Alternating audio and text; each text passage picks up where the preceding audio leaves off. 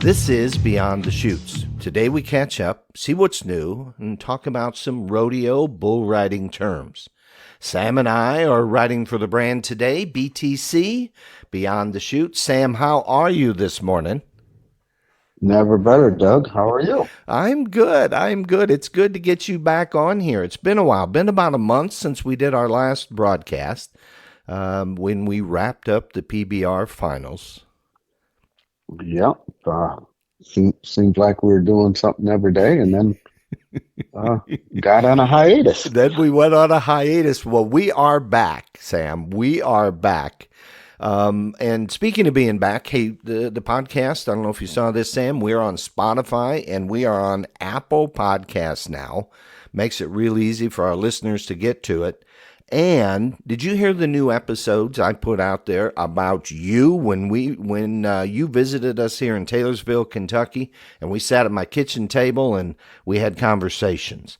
What did you think about the episodes that came out?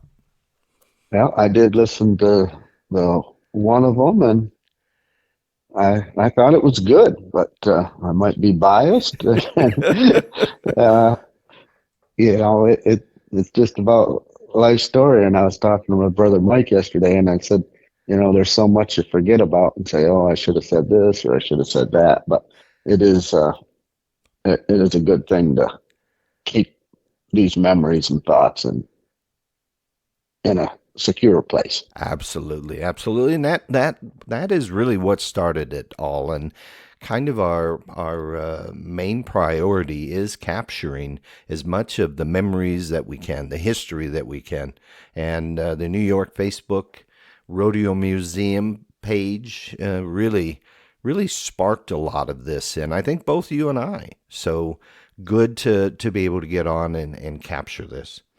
So I don't know if you heard, Sam, we got some new music that we've added to the podcast. What do you think of the new music? Oh, that guy that put that together, it has a nice beat. I'm not much of a music man, but it gets you tapping your toes. Okay. Adds a little class, doesn't it? At the beginning and the end, adds a little class. Just what you always do, Doug. No, the music adds class, Sam. The music, the Uh, music. well, you put the music to it, so it adds a class. Uh, So just that's what you do. that's absolutely. Basically, I should say it's what Laura does, but Well, she's helping a bunch. That's for darn sure. oh, I bet. And then the BTC brand, we're in early stages of coming up with a logo. They tell me I got to have a logo. So it all started with kind of the brand, the BTC, Beyond the Chutes. Almost like if I had cattle, that would be my brand. You saw some early pictures of it. Just early thoughts, Sam? I really like the one that has the horns coming off the B and the T. Okay. And the microphone in the center and all that sort of thing. Well, Yeah. well, they're telling me more revisions are coming. Some more ideas are coming. So we'll get that up as soon as we've got something. So what have you been up to? You're in New York. What's been going on for you? Well, I've been trying to make hay. The weather's been great for that. Um, Fixing equipment, you don't only use it through the summer and then you forget what was wrong when you go to pull it back out and get going. So Hmm.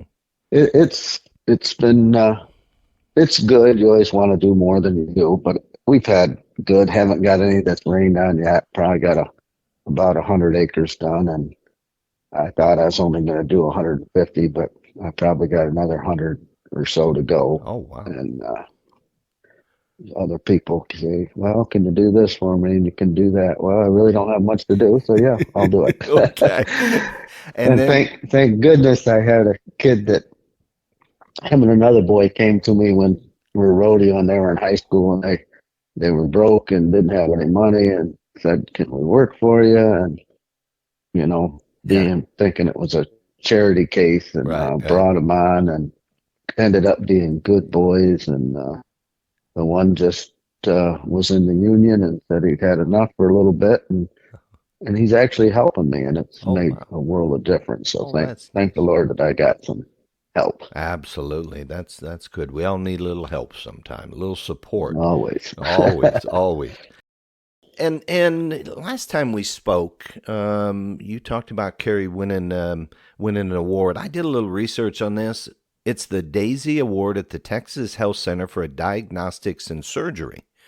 And according to what I read, the Daisy Foundation created to express gratitude by a family that experienced extraordinary nursing is the international leader in meaningful recognition of nurses. Everyone who is involved with Daisy, whether they are presenting the awards, choosing honorees, or coordinating the program, is an extension of this family and their expression of this gratitude.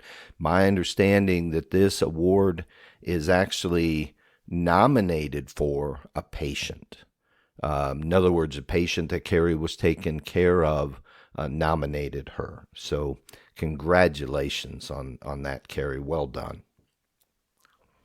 Yeah, I think, you know, um, Carrie is very dedicated to her work and she wants to try to please everybody at it, and well deserved. And I guess they give these out at every hospital across the country. So it's a pretty big to do, you know.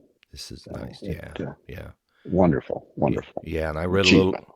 I read. Oh, absolutely wonderful achievement. I read a little bit about the nomination and that she was patient and kind and explained things in ways that the patient could understand. And boy, in situations like that, if you or a family member goes through something pretty intense like that, health wise, to have an advocate, to have somebody that can support you as you go through it, that's so important. Takes a lot of the worry away and the uncertainty away in a very uncertain time. Yeah, and that's what she loves about this job. She isn't in a regular hospital where she has, all these patients to tend to. I'm sure she has enough, but here it's a surgery center, and she could take some time with them, more one on one than having all these people to take care of. So that's what she likes, is she can take her time and treat them like people That is so need to important. be treated. Absolutely. That is so important. And thank goodness they had her as a nurse. Well, we've been busy here. Did a little racing over Memorial Day weekend. Went to pit race. Beautiful track up around, is it Carlisle, I believe, Pennsylvania? Beaver Springs, Beaver Falls, up in that area. Just a beautiful track. Had a student up there I worked with for 2 days. Had a great car. 85 years old, Sam. And what a joy to work with. How cool to work with somebody that was so interested in what was going on and wanting to learn. It's only the third time or fourth time he'd been on a track. So sitting in the right seat as an instructor, just a joy to work with. What a bucket list, huh? Yeah, Wow. yeah, That's amazing. yeah, That's amazing at that age, just living his dreams and fulfilling them. You know, that's huge in somebody's life, to go and do what they wanted to do. yeah, We should all think about that. yeah, yeah. That's good. That's good. That's good. How can we make our time? My grandfather always said, "You can make more money, you just can't make more time." Exactly. And then we, Didn't think of it that way. Yeah. yeah, yeah, yeah. And then Mid Ohio, so we were Saturday, Sunday at pit race. Took the motorhome, first run of the season. Stayed there for a couple nights. Had dinner with Jack Linneman, Ford City Oh, Rodeo, Fort Armstrong Rodeo. Right. Had dinner with him. Great to catch up with Jack. He watched a lot of our driving, and we just had a great visit while he was there. Just neat he could come out. yeah, Jack's such a good guy. I actually met Jack in a pool hall bar dinner place back when I lived in Pennsylvania. Okay. Uh, just crazy. He was there on work, and I never really frequenting places, but somebody wanted to meet me or do something there. Yeah. And he kind of knew my name, and we got to talking and been friends ever since, and that was Yeah. probably 40 years ago, maybe 45. Absolutely. Uh, It's isn't it, that strange? isn't that Yeah. strange? Isn't that beautiful? Isn't that wonderful? And you think of all the relationships that you have and how many of them form through rodeo. Yeah. And that's what I said when I sold out, that I'm not going to miss a lot of stuff, but I will miss the people I met and, Yeah. seeing them. So many of them are great people, and, just, and not just the committees, but contestants and people that work for you. You cannot go around here or go out to dinner or something without seeing somebody that used to work for me, and Yeah. be appreciative of what came about over the years. Absolutely. Absolutely. Oh, let's see. Then we went to Mid Ohio for Monday, Tuesday, Memorial Day, and worked with an 18-year-old student that graduated from high school, I believe this last weekend. And just great young man. And what was interesting, and we talk about your instruction of riders and mentorship and that sort of thing. And the thing that I look for that really, I guess, makes it easier is someone who's willing to listen and try some of the things you're talking about. And this young Yeah, man absolutely did that. Absolutely did and, that. Hmm. and try them. They might not work 100% for him, but Yep. uh, try them and see what works for you. Everybody's got different things that they're great at, and especially in the rodeo world, left-handed, right-handed, your balance, your timing, figure what works for you. Yeah, the basics are all the same, Hmm. but there's little things that make a big difference. This part where I usually ask how Dalen is, I've been following him on Facebook, Instagram. He wins London, Ontario. You were up there, Sam. You got to ride or watch the ride. 91.5 points. Yeah, it was. London's only about 4 hours from the house here, and it was nice. I actually, Dalen was here for a few days and went up with his grandfather to the London event a day early. He must have had some sponsorship work to do or something, because he usually doesn't go a day early. Hmm. And I came up the next day, and it was just great. His first bull was pretty hard to ride, real heavy, and get your chin down, get your chin down, Yeah, because he yeah, kept wanting to pick him up and rip him out of there. And he rode him pretty good, rode him really good for what wasn't going to be a lot of points because the bull was hard to ride. yeah. And came back, and they draft their bull in the short round, and he picked a runner-up bull of Canada Hmm. and just made an outstanding ride. Bull turned back to left and rode him. Kind of had him in trouble there one jump. He sat right back in the middle, and yeah, it's over now. Yeah, So, yeah, yeah. and spurred him around a little bit at the end, and Grandpa was really happy, and it was just a great day. Good. That's And excellent. Dalen, after not riding for a long time and getting back and winning, he looked like it was his first win. He smiled from Oh, ear that's to great. ear That and is. just had the had drive in there. You could see that it was just outstanding to see those smiles that he was putting off. That is so Yeah, cool. That is so excellent. And then he backs it up by going to Kalispell, Montana, I believe. The first stop of the 2023 King of the North Showdown, which he won last year. He won the year end last year for the King of the North Showdown. So this is getting him into the running because it's based on points. Sam is there's various qualifiers. yeah. What the King of the North is, Chad Berger does a series up there, which is pretty smart. It'll draw real good contestants, because at the end the champion gets $100,000 bonus, and I think there's like between 12 and 15 events. You don't have to go to them all, but you have to go to a certain number, I believe, Hmm. and compete to be eligible for the 100,000. Okay. And he went to two up there last week, and the one he won it, Hmm. and the other one he bucked off. Okay. But Okay. got a great start, and if he's actually going this weekend to Deadwood, South Dakota. That's Okay. another one Okay. of Now the that's King of the King. North Oh, that's series. King of the North also. So in Deadwood. Yeah, So, all right, we'll be watching there. It's so neat, with all the social media and everything to be able to watch these rides, online. And I got to tell you, he looks so strong, just so strong, so confident to your point, sits up and just goes on with it. And looks like he's just, very, very just tapped in. He's ready to go. and when they interviewed him up there, he was smiling Hmm. again, Yeah. like Yeah.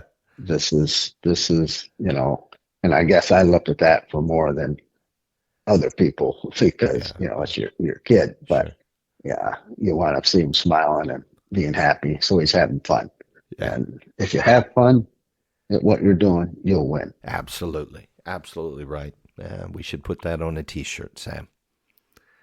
Smile, have fun, you'll win. Yeah. So, Uh, and speaking of winning and exciting times and smiles, Amazon Prime, the ride came out on the 31st of May.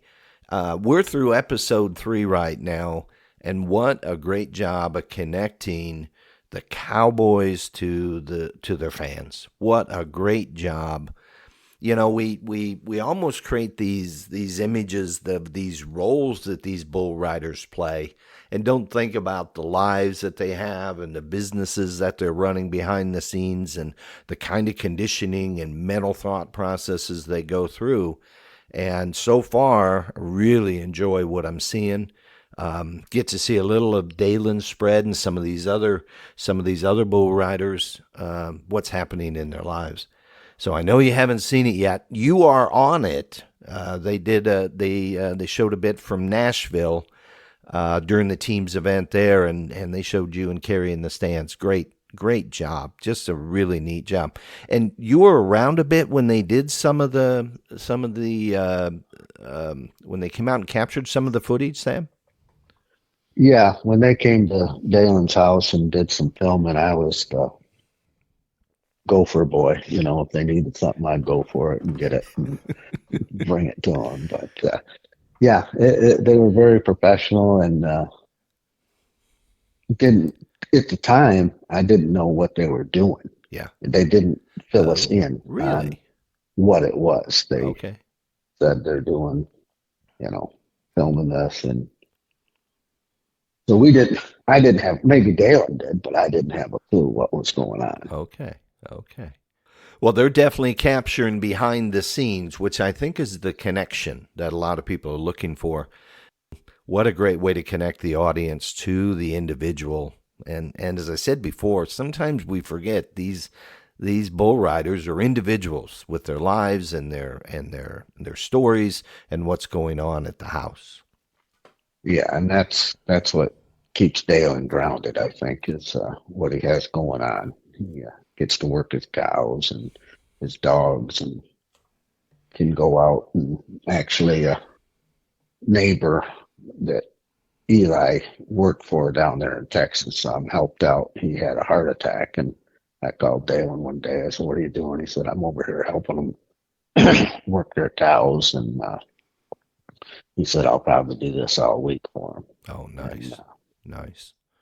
so that's just he's staying grounded. Thank the Lord, because it's so easy to get away from that when you've done what he's done at that age. Oh, Uh, absolutely. Moving forward here a little bit, Sam. We've had some listener questions that have come in, and The title of the last one we put up was an episode when you were at the finals, IFR, and when you went to the NARC finals. And it's called "When You Get to the Camper, Remember to Duck Your Head." Is the title, and in the episode you're talking to Kenny Phillips, before he rides. And can you set that up? And the question is, what's the camper about, and why does one need to duck one's head when you get there? Well, Kenny was, which is Carrie's brother. Mm-hmm. He was, oh, we were young. He was probably about 19, 20 years old in there somewhere. And he was just about to win the world in the IPRA. Mm-hmm. And his last horse, he was getting on. I said, now, when you get to the camper, Kenny, don't forget the duck. Well, that was to break the ice, to let him blow a little and breathe. Whether it worked or not, I don't know, because he was always focused and all it was, but it made me feel good, like I thought I did something. But when we got on practice horses up at Kenny's father's house, Ed, Dalen's grandfather's, Yeah. he would jack the camper up and unhook it in the arena for like the winter, I guess. And that was a good level spot to put it. And Okay.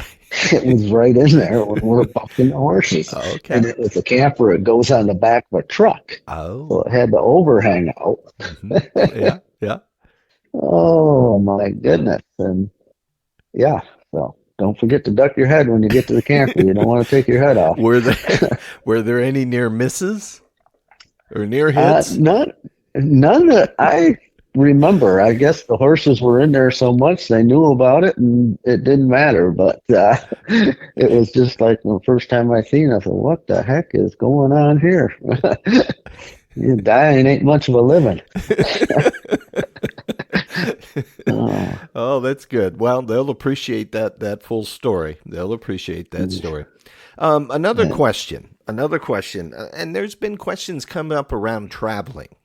So some cowboys traveled on their own. Some cowboys bought 21-day airline tickets and flew around wherever they wanted to go.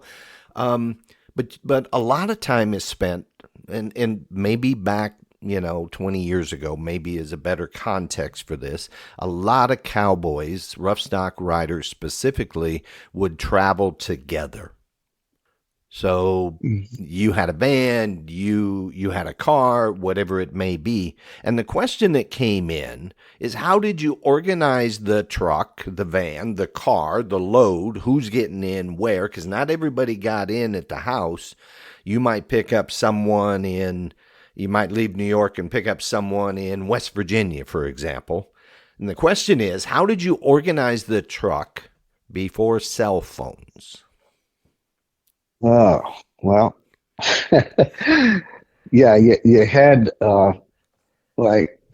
towards the end of my career, I traveled with Howard and Clinton Sesta mostly. Yeah. And they were from, right, Pennsylvania at the Maryland border. So they were about 6 hours south of me, kind of due south. Yeah.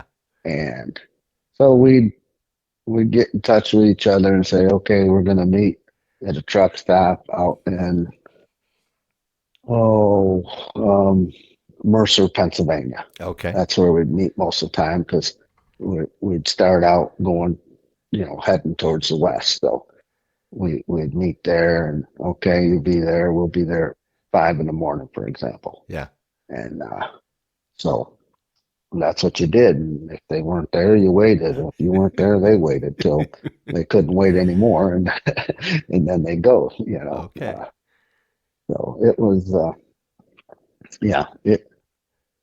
you didn't think about it because it's what you did back then. Right. You had things set up ahead of time, and if something happened, like you left somebody at a rest area because you didn't know, and took off and didn't realize it, they couldn't call you and say, "Hey, come back! You forgot me." Right. So it might. they had to figure it out how to get back, and that happened. Okay. So So then we started counting heads and make sure everybody was in the vehicle. I remember some of those stories. The one of the fellows might be asleep on the back in the bed in the van, and you assume he stayed in at the rest stop, Yeah. and he got Hmm. out, and Went to the bathroom and yeah, he, he had lots of time to go to the yeah, bathroom after lots of time, lots of that. time. Oh my goodness! It may take a while for the truck figured out. Oh my goodness, he's not with us. Where's Paul? Where's Paul? All uh, right. And what I wanted to get to today, customer comments, listener comments and questions. There's been some questions come in around some of the terms, and I'd like to start just starting to lay out some of these terms. So if you've got time, Sam, let's we're going to talk a little bit about what I call rodeo terms, PBR terms, bull riding terms, whatever you want to call them. So let's start with the money. So there's prize money and there's a payout. And what that means is after you ride, if you're in the money, if you've placed, and correct me if I'm wrong, a typical rodeo maybe in Pennsylvania or New York might pay for places. yeah. The payout in the PRCA, it always pays four places, whether Mm-hmm. there's five riders or Mm-hmm. 25 riders. Okay. Well, I say always pays. Mm-hmm. They pay four places. And then if first pays over a certain amount, it'll Mm-hmm. go up from there. Okay. But yeah, typical smaller rodeo will pay one through fourth, One through four. 40, 30, 20, 10%. That is the prize money, Mm-hmm. which is put in by the rodeo committee Mm-hmm. or the stock contractor. But basically, it's a rodeo committee no matter what, because uh, whether they're paying for it in the contract, a lot of times I put it in there that I would pay it, Mm-hmm. but I added it on to the price of the rodeo. I see. That way they didn't have to deal with it.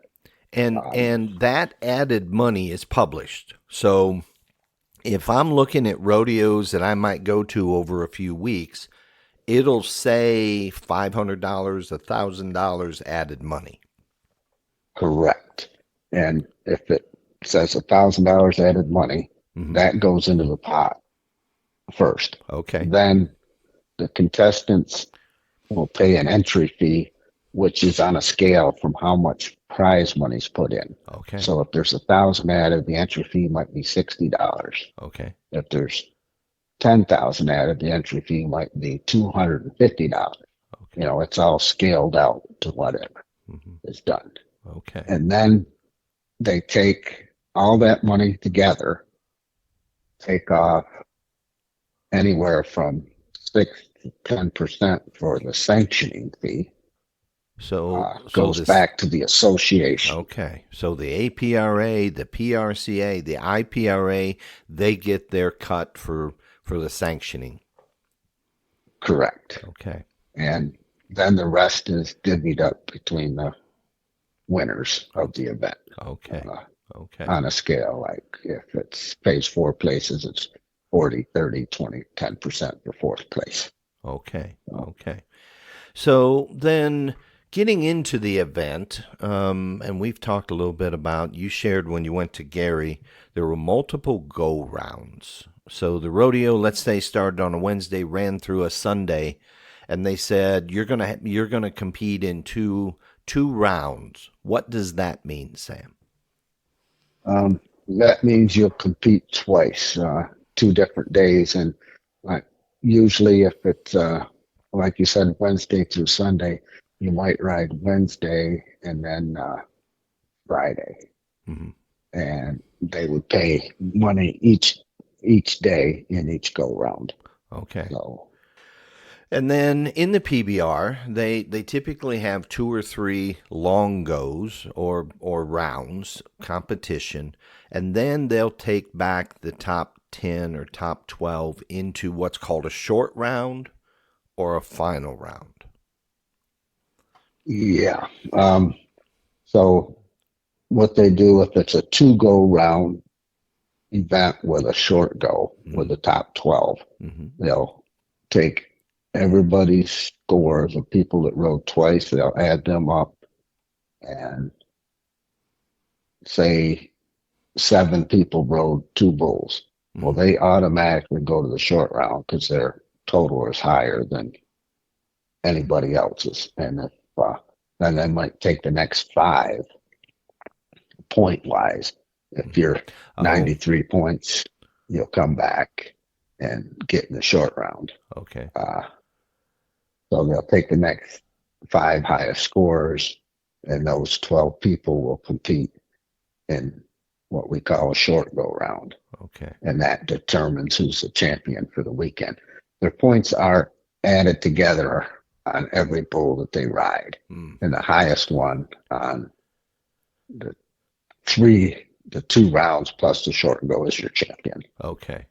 And then those total points is what's historically been called the average or the grand total or the aggregate. Do you have Yeah, yeah. old terms, it's the average. I won the average. Yeah. Uh, Now they're using aggregate because I guess it's the correct term. Mm-hmm. Because I guess to be an average, it's supposed to be added together and divided or something like that. By But the number of rides. I, Yeah. Yeah. I still use the average. When they first started saying aggregate, what the heck are they talking about? It's the average. It's the Right. average. Right. But yeah, it's the total on the three bulls is the highest total is your champion. Yeah. Yeah. So at a rodeo you produce, let's say in New York or Pennsylvania, what would happen, APRA, IPRA, if no riders rode in a round? What would happen to the money? Oh, different association has different rules. Mm-hmm. Mm-hmm. In say nobody rides in an event, say the rodeo, the whole rodeo in the PRCA, there's no qualified bull rides Mm-hmm.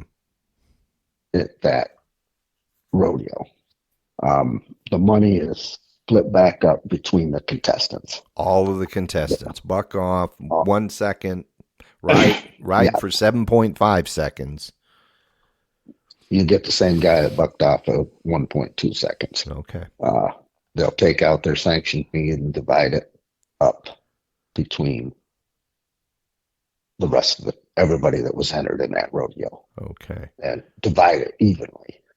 Okay. Now, Okay. at the IPRA rodeos, Yeah. if nobody qualifies, the money goes back to the committee or the stock contractor. Really? Uh, they give it to them for bucking everybody off. Okay. Okay.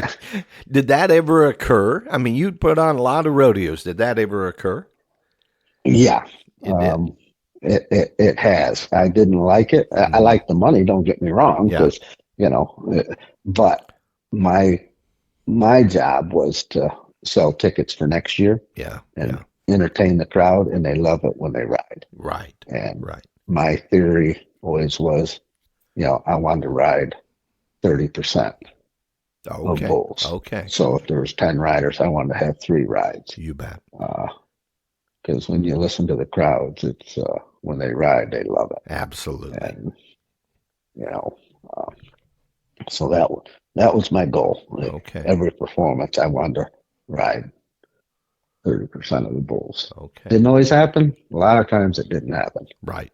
But thank goodness I had Dalen to That's what I was going to say. fill in at the end. Absolutely. Let's sell it on Yeah, this, Dalen. It's all on you, bud. yeah. Colton to throw a steer and Dalen to ride a bull, Yep. Raymond to ride a bronc. Yeah. We could get by some situations. That's right. That's right. So what if there was only one rider in a round, and I guess I know the answer because we saw this at the PBR World Finals, the short go. Josh Frost was the only one to ride. He got all the money. Is that pretty typical? That is the norm now. Okay. Yes, if Okay. you're the only one to qualify, you get all the money. Okay. And in most every association, it is that way. And a lot of these associations, the standings are built on dollars won not like the PBR where they focus more on points. You're awarded event points. Does all that count towards my year-end standings if I'm the only one that wins and it pays $2,000 because, I take all the money? In the event, yes. Now this is going to get a little tricky. Okay. If you're a bull rider, say you're Stetson Wright, and you're the only one to ride, and you win $5,000. Okay. Well, that you just got $5,000 towards your bull riding world championship. Mm-hmm. Okay. But here's the tricky part. Yeah. In the all around, he would just get what first would have paid if really? everybody would have rode. Really? So okay. it takes away that. And okay. there was when Dalen won the first Frontier all around his rookie year, or on his permit, I guess. Mm-hmm. There was some controversy. Well, they didn't count points right. This can't be, and they had to double check things and came out. No, they were right. They just gave him points for what he would have won, not because he was the only one to ride. All right, Sam. Can't end a podcast without asking, where's Colton? What's he up to? Well, when I talked to Colton the first part of the week, he was going somewhere every day this week. Hasn't had any luck. He was, been in the slack most of the time. And last night he was in Cleburne, Texas, and said he doesn't think he'll place. And, and that's rodeo. It's tough out there. Mm-hmm. Everybody's good. And he's just got to try to stay focused and do what he knows how, and it'll work out. But in the meantime, it's life of hard knocks out there, banging heads with the best bulldoggers in the world. And it'll come. It's just going to take time. Yeah, that's all. And he's feeling good. Is he healthy? All healed up from his horn in his shoulder and his armpit? Yeah, he says he's doing. He feels good. He's doing well, and he hasn't been drawing good. But that's the one thing about the rodeo world. When you draw good, you better take advantage of it. Yeah, it doesn't happen, every day. Yeah. And it'll come around. It's just got to keep fighting for it. Absolutely. And how are the horses coming? The several that he's got in training right now. How's he doing with them? They are nice horses. Mm-hmm. And of course, I'm up here in New York, and he's down there, and I don't get to see him riding them. But they are nice horses, and he said they're really good. Okay. All right. Well, in the future, I think maybe we want to step through all the horses he's got, maybe talk a little bit about bloodlines. That's coming up more and more these days, the breeding programs. Well, good. Let's root for Colton. Keep him healthy, keep him happy, keep him turning them steers. Yeah, and he'll do it as long as he can. I'm sure it's in his blood, and he loves it, so it'll be good. Okay.